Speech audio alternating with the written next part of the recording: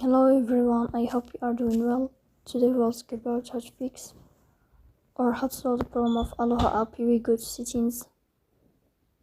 In this page we click on apps, default apps, app settings. When above here we search about Aloha app as you see and we click. Then we click on first stop and we click OK. Here we'll enter to the window of storage. Then we click on clear cache. In the end we go